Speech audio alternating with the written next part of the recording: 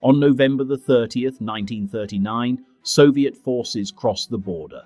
500,000 men, thousands of tanks, artillery, aircraft. The Red Army is massive, powerful, and absolutely convinced they'll crush Finland in weeks. Picture this. It's December 1939. The temperature is 40 below zero.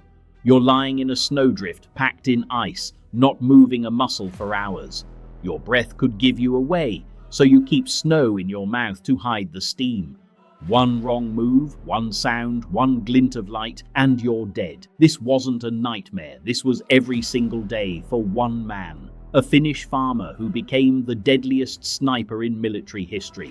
Over 500 confirmed kills in just 100 days. The Soviets called him the White Death, and they were absolutely terrified of him. His name was Simo Häyhä, and if you've never heard his story, prepare yourself, because what this man did in the frozen forests of Finland is almost impossible to believe.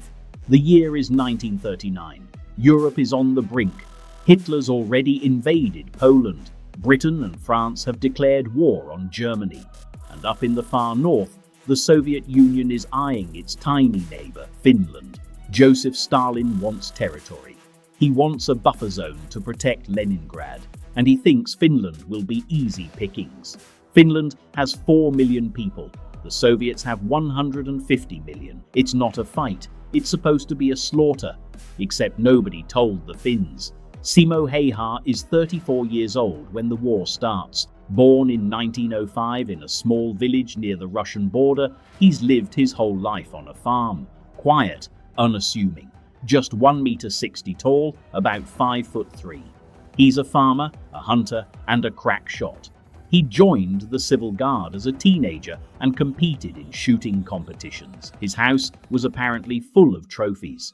When the call to arms comes, Simo doesn't hesitate. He grabs his rifle, the same one he'd trained with for years, a Finnish Mosin Nagant M2830, and heads to the front. They send him to the Kolar region north of Lake Ladoga. Dense forests, frozen marshland, and temperatures so cold your eyelashes freeze together. The Soviets advance in massive columns, expecting an easy victory. What they get instead is hell. The Finns use tactics the Red Army has never seen.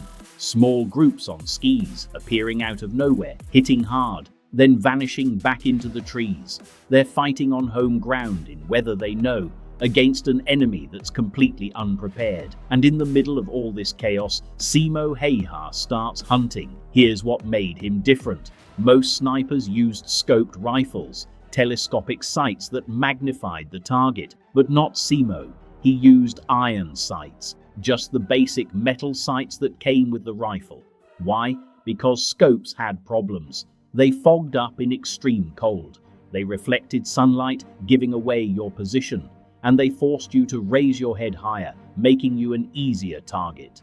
Simo kept his profile low. Yuao built small snow walls in front of his position to hide the muzzle blast. He poured water on the snow, so it would freeze solid and not puff up when he fired. He kept snow in his mouth so his breath wouldn't steam and reveal where he was hiding. He would arrive at his position before dawn, often the same spot he'd prepared the night before. Then he'd wait, sometimes for hours, completely still, in temperatures that would kill most men. Soviet soldiers would march through the forest and they'd never see him. One shot, down, another shot, down, clean, precise, deadly. His accuracy was terrifying. At 150 meters, he rarely missed, and he could fire 16 shots per minute if needed. The Soviets started finding their men dead in the snow. No warning, no sound until it was too late. Just bodies dropping one after another. They called him Belaya Smrt, the White Death. Panic spread. Soviet officers ordered counter-sniper operations. They sent their own snipers to hunt him. Simo killed them. They tried artillery strikes on areas where they thought he might be hiding. He survived. They even brought in specialist marksmen from other units, men with reputations, men who were supposed to be the best. Simo Häyhä killed them too. By late December 1939, his tally was climbing fast. 138 confirmed kills in 22 days. By late January, 199. By mid-February, 219. These weren't guesses. Finnish army records verified every single one. His division commander presented him with an honorary rifle on February the 17th, 1940. By then, Simo had become a legend, not just in Finland, but internationally. Newspapers were writing about him. The propaganda machine turned him into a symbol, the farmer standing up to the Soviet giant. But here's the thing about war. No matter how good you are, eventually your luck runs out. March the 6th, 1940. Just over a week before the war ends, Simo is in position, doing what he's done for over 3 months, watching, waiting, firing, and then an explosive bullet hits him in the face. It tears through his lower jaw, shatters bone, destroys half his face. He collapses into the snow. His fellow soldiers find him and assume he's dead. They actually pile him with the other bodies. Then someone notices his leg moving. They rush him to a field hospital. He's in a coma. His face is unrecognizable. The doctors do what they can, but this is 1940, in the middle of a war, in freezing conditions.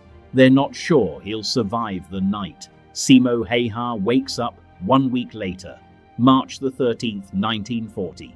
The same day the peace treaty is signed. The Winter War is over. Finland has held. Against all odds, the Soviets have been fought to a standstill. They've lost staggering numbers of men. Some estimates put Soviet deaths at over 100,000.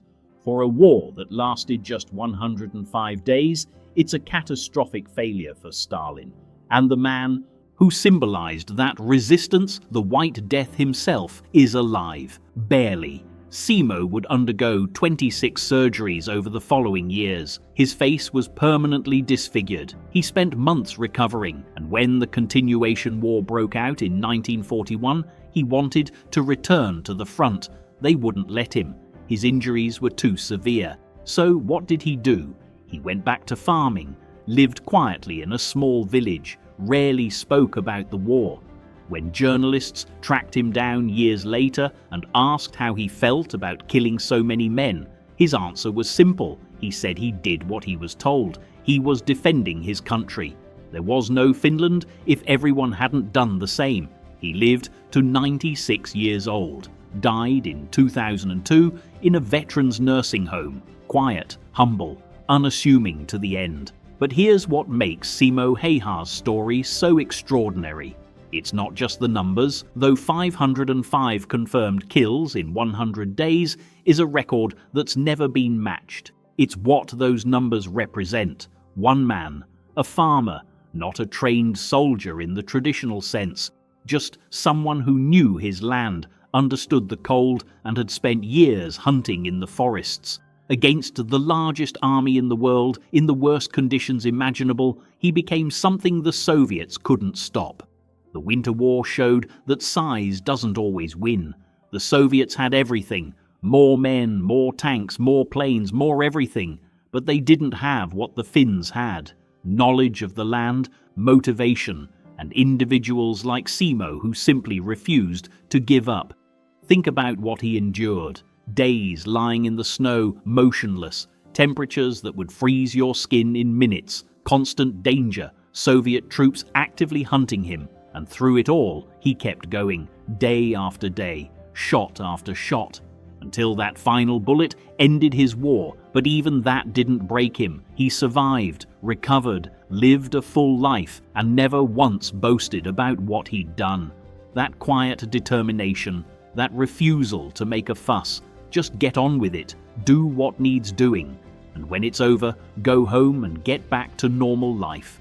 The legacy of Simo Häyhä isn't about glorifying war, it's about what ordinary people can do when pushed to extraordinary circumstances, when everything is against you, when survival itself seems impossible, when giving up would be easier than carrying on.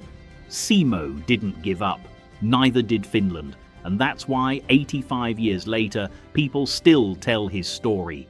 So the next time you're cold, remember Simo lying in that snowdrift. The next time something feels impossible, remember the farmer who became the deadliest sniper in history.